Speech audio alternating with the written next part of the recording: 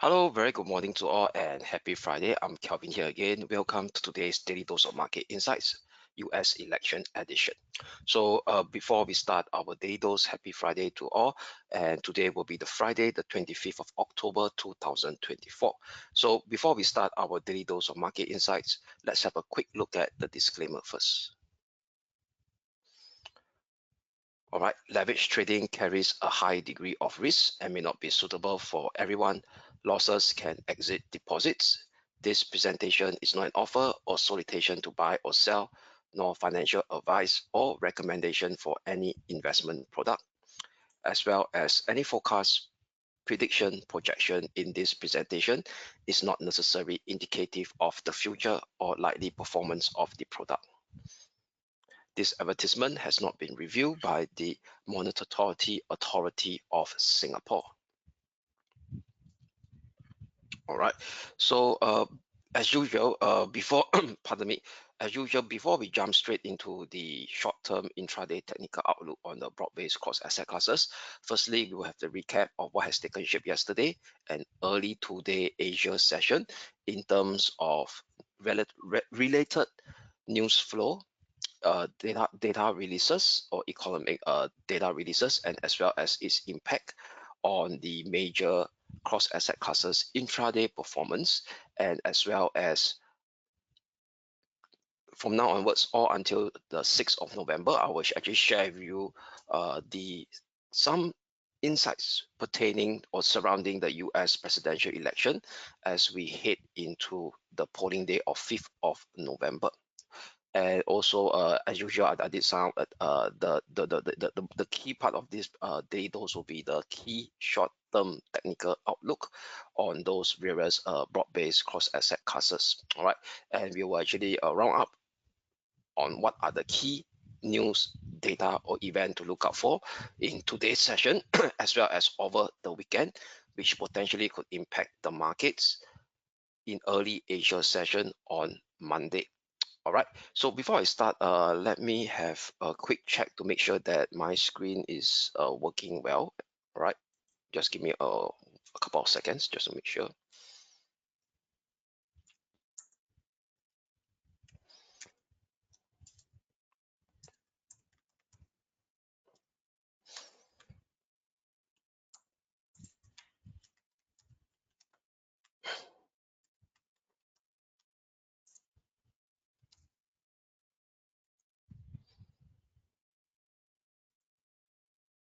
All right, so let's start with the what has taken shape yesterday in terms of the intraday we call it intraday performance on the US stock market first. All right, so if you look at the US stock market yesterday, it actually recovered in a particular way that what we are really expecting as well, because those you still recall that I do highlight the one of the high beta Nasdaq 100 managed to survive at the key short-term pivotal support of 20,000, where previously on Wednesday we do see across the board sell off of close to more than 1%. Then thereafter, Nasdaq 100 hit the 20,000 mark and managed to stage that reversal, and that reversal was positively followed through yesterday. So what you could see is that the Nasdaq 100 was the top performer yesterday at 0.83%, followed by the SPX 0.21%, and the Russell 2000 almost on par as well, 0.23%. But however, the Dow Jones Industrial Average kind of lackluster, closing in the red at negative 0.33%. So later I'll share with you during the intermarket the intermarket and intermarket dynamics segment, potentially going forward as we head into the 5th of November polling day, and perhaps one day thereafter, 6th of November, after the release of the result, potentially we may start to see a very, very volatile two-way swing in the major stock indices. That I'll share with you why, because of there's this particular ratio between the VIX and the move. So net overall, going forward until now, all the way up to the 6th of November, ex ante, I mean during the early part of the day, where the result starts to trick in for the US presidential election. There could be volatile two-way swing. That means no clear trend of either up or down, but very volatile sideways movement toggling between those key levels. All right, so later I'll touch on more about that, why I have a view on such volatile two-way swing. Then what we could see if we go into the heat map of the S&P 500, the heat map itself, right, is not really across the board green recovery. We still see pockets of red. So what we could see over here is that there's a recovery in the mega cap stocks, or the mega cap, we call it 7 key heavy weighted stocks that carry a significant influence in the SPX 500 as well as the Nasdaq 100. So you see a recovery in Amazon, Meta, which is positive, Meta up 0.73%, Amazon up 0.9%, Nvidia up 0.61%, and Tesla, which up by 20 over percent. So that shouldn't be a big surprise. Why? Because I did highlight over here is that upon the release of a very, very rosy earnings bid on Tesla at the close of yesterday US session, even during the pre-market movement, that means pre-market movement, and after the close, Tesla was up by more than 10%. So this was a positive fall through yesterday. So, but however, if you were to actually dissect it according to the 11 sector of the S&P 500, so what we could see over here is that the breadth was not that great yesterday, the intraday performance. Only the consumer cyclical that managed to very clearly stage a strong return of 2.27%, skewed by its heavily weighted, skewed by Tesla, which is its most heavily weighted stocks inside the consumer cyclical sector. All right. So then the rest of the sector is rather lackluster. Even if you put it as a whole at technology, it's only up 0.19%. All right, so not really that great in terms of market breadth, intraday market breadth performance. So that's also one of the reasons I could explain to you that whatever positive performance that we see right now on the Nasdaq 100 or the Dow Jones and even the SPX 500, likely they will be constrained within a range kind of range bound configuration on the intraday basis. That means a volatile swing between the support and the resistance level. And if you look at the FX market yesterday, so on the FX market yesterday, we do see a bit of dollar strength pullback over here. So if you look at previously, there was a very steep dollar strength movement, especially against the Japanese yen. Why? Because of a localized factor due to this upcoming Japanese snap election for the lower house that to be held on this coming Sunday, 27th of October. And there's some grapevines within the localized press stating that the current LDP, which is just kind of elected, is LDP new leader, which is currently the new PM, Ishiba. His party may lose a majority foothold in the lower house. So that could actually saw a bit of potential short-term political uncertainty creeping into the Japanese political arena, and that could also see the yen weakness coming back into the dollar. Because not forget over here is that LDP overall, they are actually advocating for the yen to actually the BOJ to be normalize its monetary policy, rather than some of the other party, the opposition party, that advocate for a further easing of monetary policy. So that's why we see the yen weaken dramatically against the dollar in the last since the start of this week, and we do see a bit of give back taking shape yesterday. So this give back over here, later I'll share with you all, is actually potentially due to the euro dollar. Okay, because we know that euro dollar is one of the also heavily weighted FX major pair. Whatever its movement, it could actually have a spillover impact with other major dollar pair as well. So there was a sell-off in the dollar yen, and during today's Asia session, at the start, we start to see a series of higher low again as the support coming in to actually support the dollar yen, right exactly at the 151.10, very close to this 151.10 short-term pivotal support that we highlighted yesterday.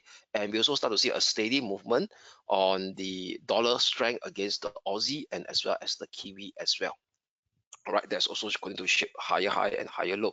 So what I could see over here is that the dollar seems to be holding rather firm against the yen, the Aussie, and the Kiwi, but turn flattish against the other major currency like the sterling, the euro, the CAD, the Swiss franc, okay, and as well as the Sing dollar and the CNH.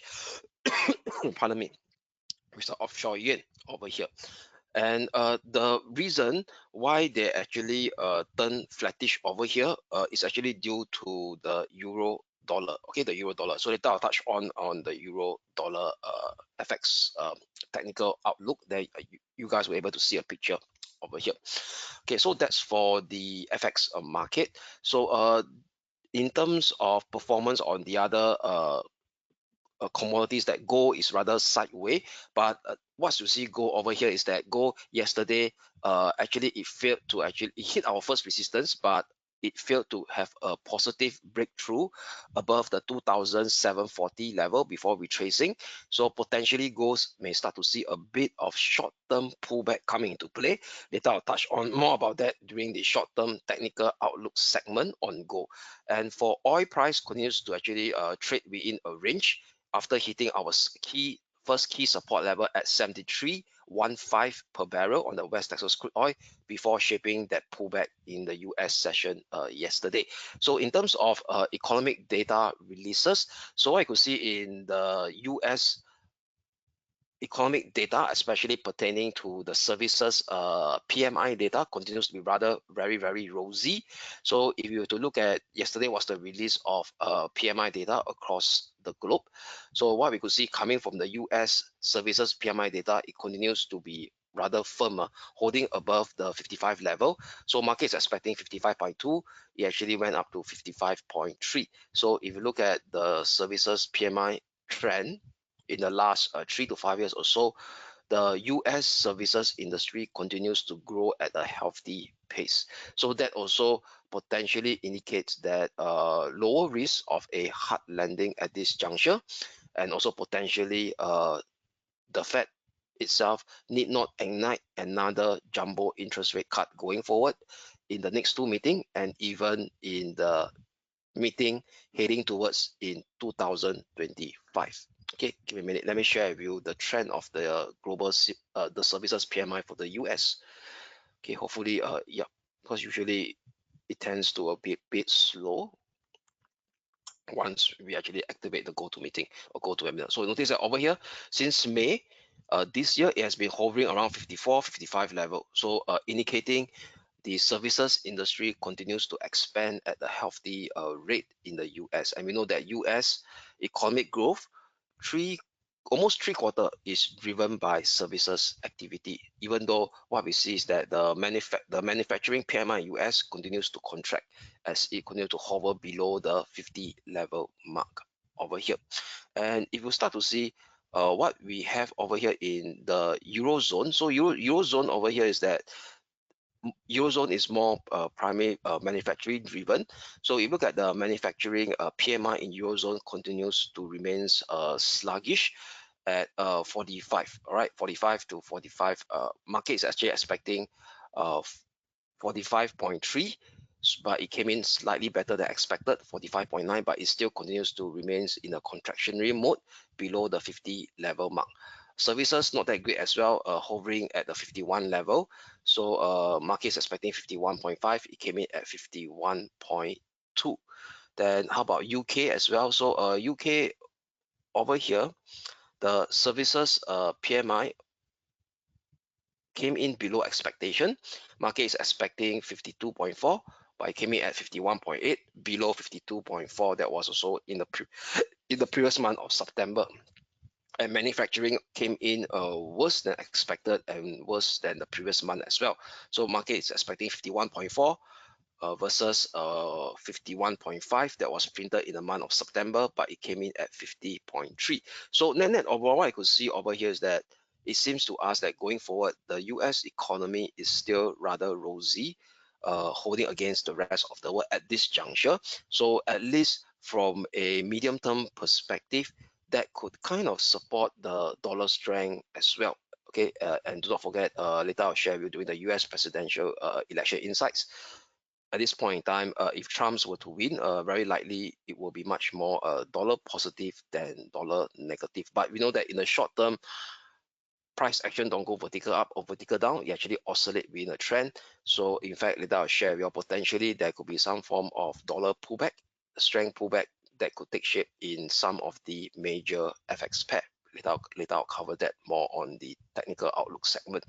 And in today's Asia session, we have the Tokyo CPI data. Why Tokyo CPI is important to monitor? Because the Tokyo CPI data is a kind of a leading inflationary trend of the nationwide Japan data that will be released around 2 weeks from now. So they really so this kind of a prelude to the Japan nationwide inflationary trend. Okay, so the Tokyo core, take a look at the Tokyo core CPI, which is ex food and energy. So this is where BOJ tends to monitor. So what we could see over here is that it actually improves.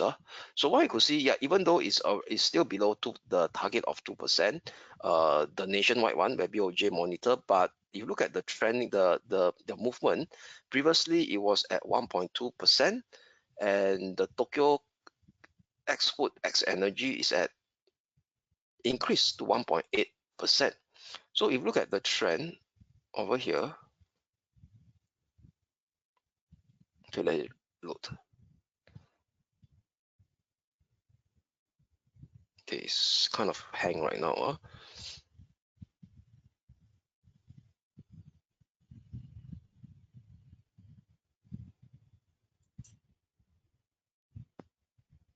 Okay, notice that there's this big jump over here after it slipped in the last 3 months, and then it jumped up to 1.8.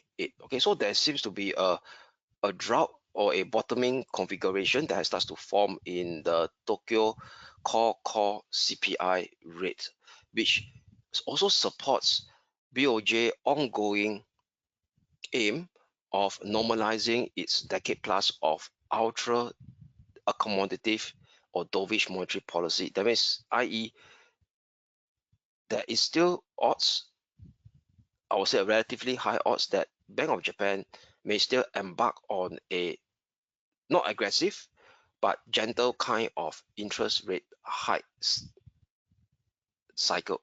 Not very aggressive, gentle. Why? Because they also need to take into consideration of, over the last decade or so, there's this significant yen carry trade, right, that's being used by corporation, and they do not want to see a very messy unwinding if they were to actually hike very significantly. So it's more like a gentle kind of interest rate hike cycle to normalize their decade plus of ultra dovish monetary policy. So fundamental is still support them, but however, in the very short term, market participants are ignoring these fundamentals, the long-term fundamentals, but focusing on the very short-term political situation that is playing out in Japan right now that could potentially impact the dollar yen.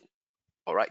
So what's this political impact in Japan right now is due to this reason over here, which I actually explained to you earlier on at the start of the Asia session, is upcoming snap lower house Japan election that going to be held on this coming Sunday. They call it the general election.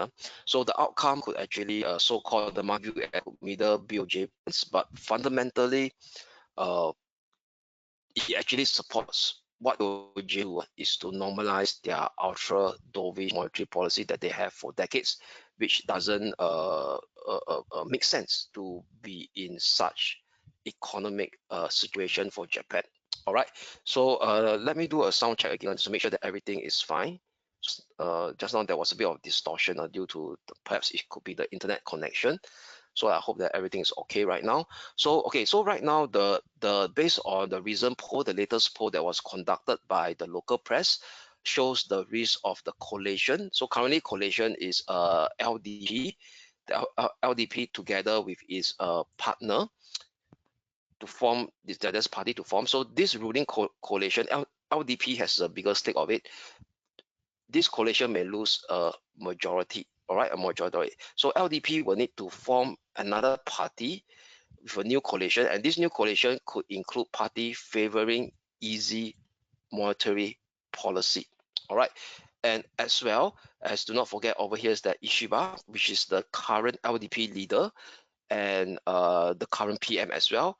He tends to be more skewed, yeah, even though he's kind of neutral in the last few days, in order to just to gain votes by those going votes, all right. But overall, he's tend to more slightly skewed towards hawkish monetary policy, all right.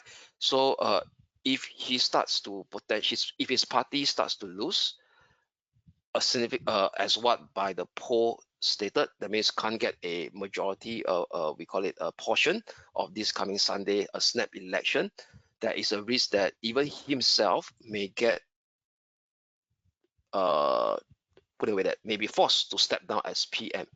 All right, so if so, market is now giving this potential scenario, and it could potentially delay BOJ rate hikes. This is the political situation now. So market now is focusing more on the political aspect of it rather than the fundamental aspect of it. All right, so that's why that actually explain why the dollar yen is strengthening at this juncture rather than weakening. Okay, so later I'll touch you on some of the key levels to look out for as we head into this snap election coming into Sunday in Japan. All right, so that's for the news flow. Now, let us now focus our attention on some of the US president insights I share with you all. So we know that in the last, this week or so, we start to see Trump leading against Harris. So this is a live market based on betting markets, poly market. So Trump odds continues to be rather rosy. In fact, it rose as yesterday was 60, now it's up by 3.7% point, 63.9, and Harris odds starts to drop by 3.6 percentage point to 36.2. So net overall, what you could see over here is that it seems to us that as Trump is leading quite comfortably in the, as viewed by the betting markets, 60%, 63% to 36%, roughly around the 60-40 range. And if you also look at the swing states over here, which I highlighted in my previous daily dose, so there's these key swing states. In fact, there should be 7 of them, but poly market only shows 6. They didn't include North Carolina. But most important of these swing states, right, based on what the political scientists, what they did is that they calculate previous year election data, and they found out that this particular 6 swing states, whoever have a majority vote in this 6 swing states or 7 swing states, if you include in North Carolina, there's a high chance that the incumbent will win the White House. All right. So if you look at the betting odds over here, in these 6 swing states, Trump is leading by a comfortable margin of more than 50%. So the most important one is they're looking at Pennsylvania, which has a higher electoral votes of 19, higher weightage. So Trump is leading by 59% over 41%. So net overall, what you could see over here is that market is now trying to price in a Trump victory. That also explained to us that very strong push up in the US 10-year Treasury yield, which in turn lead to a strengthening of the dollar that was seen this week as well. Okay, so that actually explained the movement, right? But we know that price action don't go vertical up. Once we start to see a bit of overstretch movement, market participant will come in to do a bit of profit taking. All right. So, but one thing I want to highlight over here is that in the longer term perspective, it seems to us that whatever party wins, be it Trump or Harris, there will be this ongoing trade tension and high tech war that is still going to be intact with China. That means what I mean that even though we know Trump is very hawkish towards igniting higher trade tariffs towards China, Harris was rather silent about that. But do not forget, her boss, Biden, was also kind of supportive of embarking targeted tariffs towards China. Okay, not target the entire Chinese export, but certain high-tech products that deem as national security threat. All right, and very interestingly, yesterday there was a report by South SCMP during a kind of I think a conference where the current incumbent U.S. National Security Advisor, so this guy was Jack Sullivan. So he's actually with the Democrats right now. It means currently the Democrats administration. He actually favors targeted duties as well. Okay, as Trump campaigns rising them to 60% on all Chinese imports. All right. So right now, what we could see over here is that irregardless who wins the White House, all right, there will be still this ongoing trade tension with China. So going forward, right, if you look at from a longer term perspective, there could be still an increased volatility coming into the market, even though Harris wins the White House.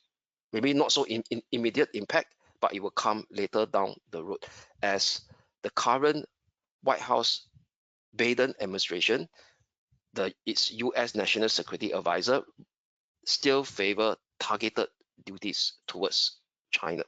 Right. So that's something for to share with you all regarding about these insights for this US presidential election snippets for today.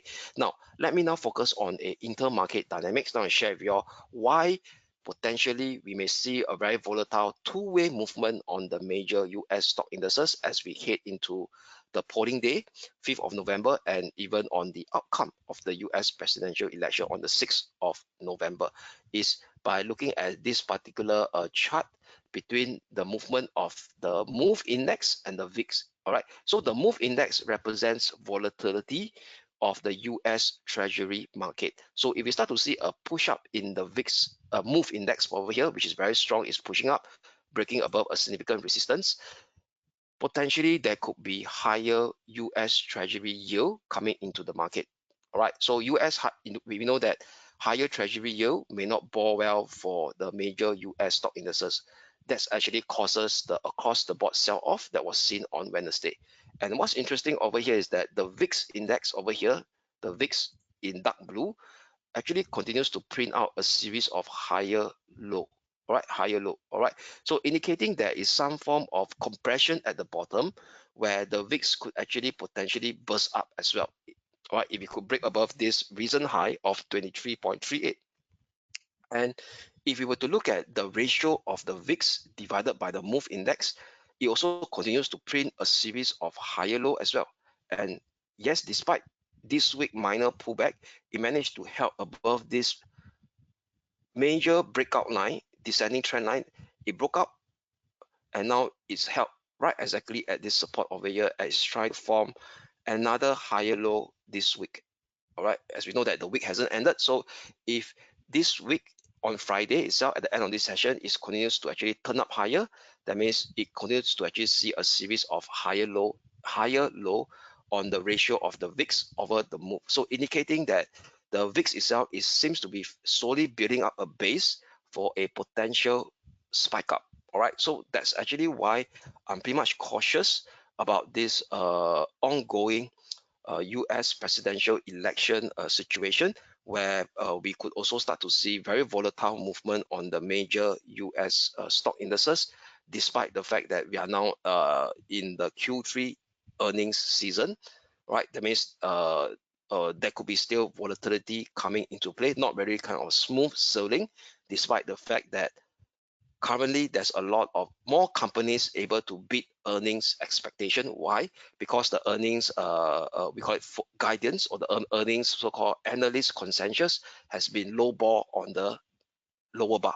So that's why companies able to beat those earnings expectation much more easily. But given the risk of what we're seeing right now on the movement of the MOVE index, the VIX, and as well as the ratio between the VIX and the MOVE, is kind of supporting a not a smooth sailing environment in the major US stock indices, but rather potential two-way volatile movement going forward. All right. So this is the intermarket dynamics on the share of your in line with this ongoing key risk event that is taking shape in a couple of less than about 2 weeks time, which is the US presidential election on the 5th of November, and the volatile movement may come in on the 6th of November when the outcome of the result starts to be spilled up to the markets. All right, so now with that, let us now turn our focus on the intraday technical outlook on the major cross asset classes. All right, so let me expand my screen so that you guys can have a better view on the charts.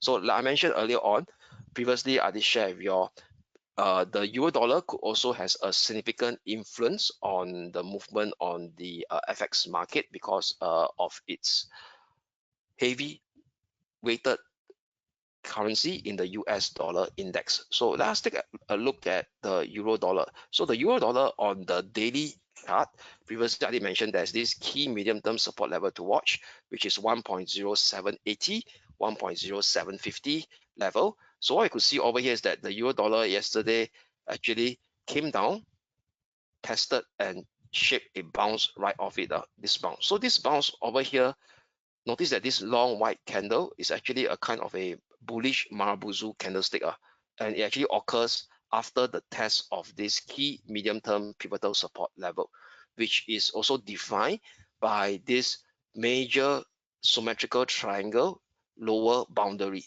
All right, so this major symmetrical triangle has in place for the euro dollar since hitting the high of 18th of July last year. All right, so it actually hit the lower boundary of this major symmetrical triangle range configuration, and that with that, what it means that this rather one-way ticket. Notice that over here the price action of the euro dollar just do a very steep move down.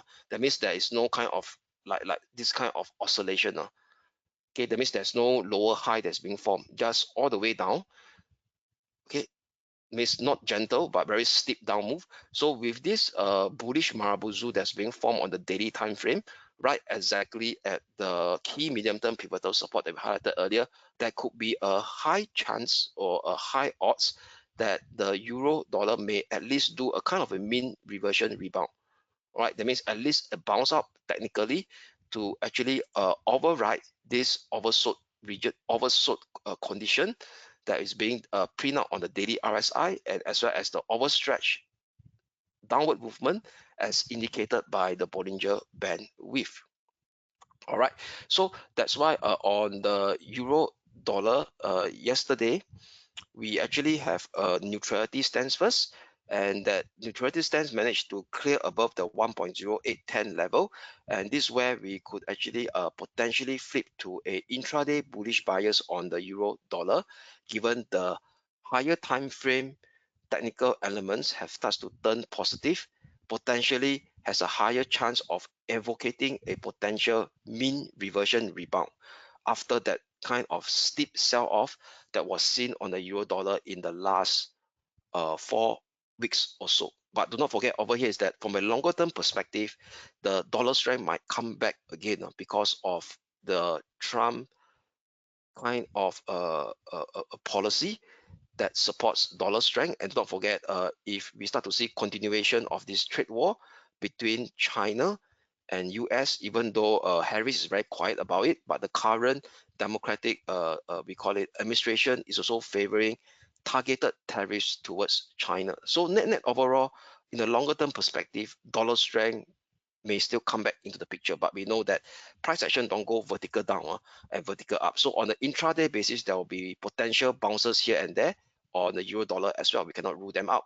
So with that, for today, we'll flip to an intraday bullish bias on the euro dollar using 1.0790 as my short-term pivotal support level for today, which is yesterday's congestion area here. Now turns into a pullback support. Previously was tested during the start of the US session before it bounced. All right. So only first near-term resistance level to watch will be very close to the 200-day moving average at 1.07. Oh, okay, sorry, 1.0870, 1.090 level. All right, which is this congestion area here that was printed on the 16th of October. Yeah, this point in time.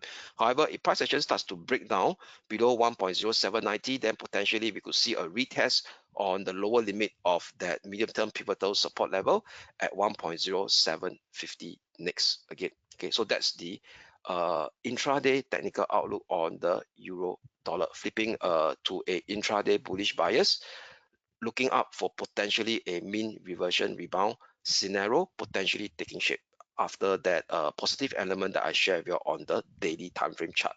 So we know that if the euro dollar tends to move in line with the sterling dollar, so the sterling dollar, even though yesterday we do have a bearish bias below 130.10 level, but given the nature of the intercorrelation, the direct intercorrelation between the euro and the sterling, the movement between the euro dollar and the sterling dollar, and the euro dollar start to show signs of mean reversion rebound on a very short-term intraday basis, we were actually not so convinced that the sterling dollar may shape a further push down towards 128.60, 128 figure to test the 200-day moving average. So with that, we turn into we flip to a neutrality stance between 130.10 and 129.45 for today on the sterling dollar, unless we start to see an hourly close below 1.2945 for today. Then we will revive the intraday bearish bias on the sterling dollar to potentially expose the next near-term support level at 1.2860, 1.28 figure level, which is the 200-day moving average.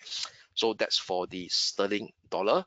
Now, turning our attention will be the Asia Pacific currency against the dollar, starting with the Aussie dollar. So the Aussie dollar, yesterday we do have a bearish bias below 66.90, and price action continues to print lower low and continues to remain trapped below this minor descending trend line that is in place since 30th of September. So with that, I will have a tightened key short-term pivotal resistance for today at 66.60, 66.60. So using 66.60, which was yesterday's European session swing high, and as well now the minor descending trend line resistance as well, confluencing at 66.60 as well. Tighten the key short-term pivotal resistance to 66.60 on the Aussie dollar.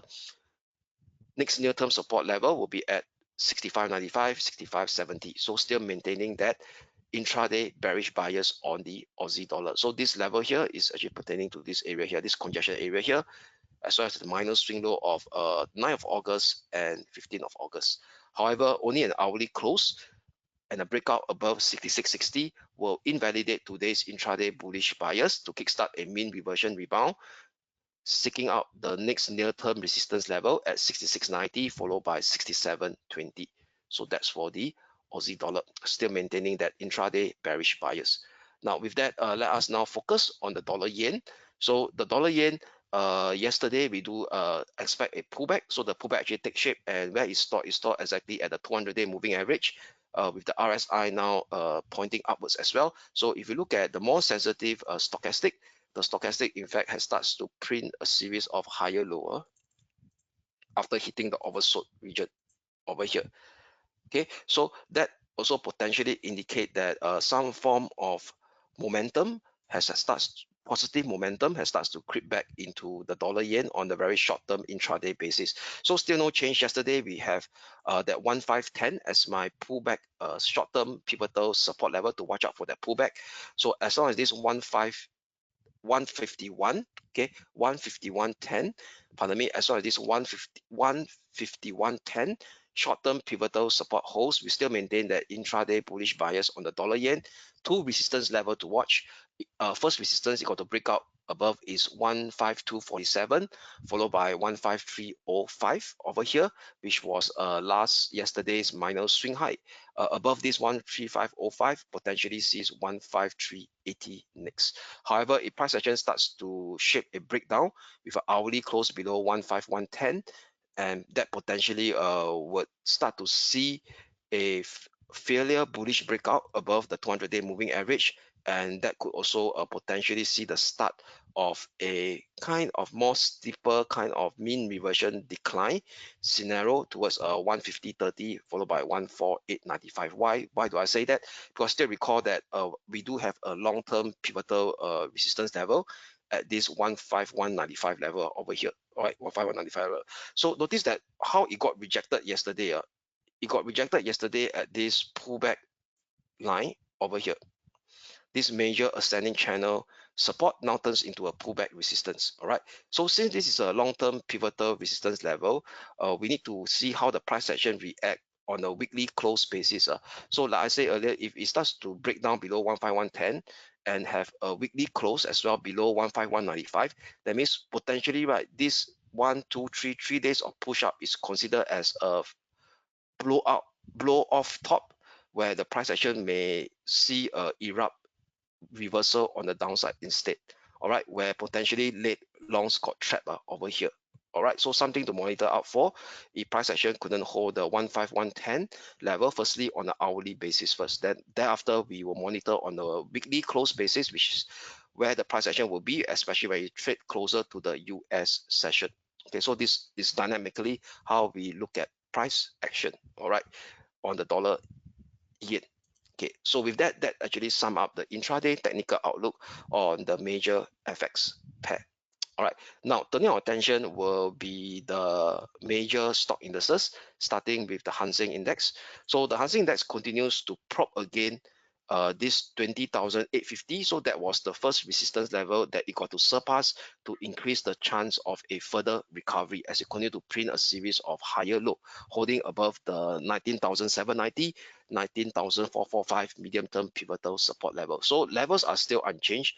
I cannot be outright bearish because it's still holding above this level over here, despite there's news saying that the Bank of China, no Bank of China, the PBOC and even yes, PBOC continue to introduce lots of monetary policy stimulus, but that is not being supplemented with very clear-cut fiscal stimulus measure that has yet to be announced by the top China policy maker. But price action is still holding above the support level, so I cannot be outright bearish or saying that it will break below 19,790, 19,445. So that's why we still need to maintain that bullish bias because it's still holding above the support level with higher low that's being printed. But to increase the odds of this bullish bias, it got to have an hourly close above 20,850, where it can't do so in since 18th of October. All right, so if we have an hourly close above 20,850, the bullish bias odds will increase to at least on the intraday basis expose the next near-term resistance at 21,550, then thereafter 22,320 next. If only the price action starts to break down below 19,445, then I could validate a further medium-term corrective decline sequence, at least in the first step, to open up scope for the next near-term support level at 18,230. Okay, so that's for the Hong Kong 33. All right, still maintaining that intraday bullish bias, but to increase the conviction, it got to have an hourly close above 20,850. Okay, so that's for the Hong Kong 33.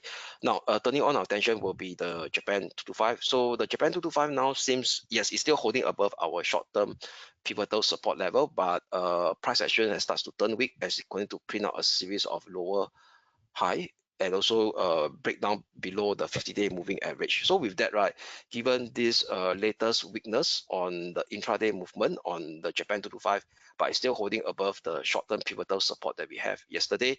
So conviction has been lesser in terms of maintaining that intraday bullish bias for a push up towards the middle part of this complex range configuration. So with this latest series of lower high that's being seen and price action got rejected again at the 50-day moving average, we will flip to a neutrality stance for today instead. So neutral between 37,610 and 38,320 for now. Okay, so that's for the Nikkei 225, i.e. the Japan 225. However, if price sessions have an hourly breakdown during the European session or during the US session, then potentially the price of the Nikkei 225 will see a further slide towards the next support level at 37,110 in the first step, which is this minor congestion area here. Formerly a swing high of 6th of September and 13th of September turns into a pullback support at 37,110. And as well as if you do the Fibo retracement of that previous recovery phase that was seen on 5th of September, 6th of September, all the way up to the swing high of 15th of October, that also correspond to the golden ratio of 61.8%. All right, so that's for the Nikkei 225, Japan 225, short-term intraday technical outlook for today. Now, with that, let us now look at the German 30. So the German 30 managed to stage a bounce yesterday, right exactly at the 20-day moving average, which is our 19,320 short-term pivotal support level. So this support level still remains unchanged, 19,320. For sure, I mean, it tested a couple, tested this week. So as long as this level holds, we will still maintain the intraday bullish bias on the German 30. First resistance level to watch for today was yesterday minus swing high 19,660. Above it sees the current all-time high area at 19,690 / 19,755.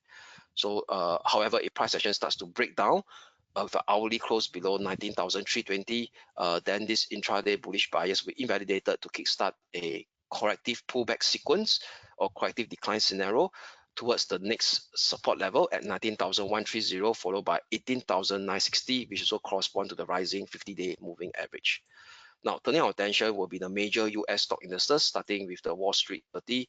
So the Wall Street 30 continues to came down below. It actually pierced below, but managed to help right exactly at the lower limit of our neutrality range. USD returned neutral between 42,720 and 42,180.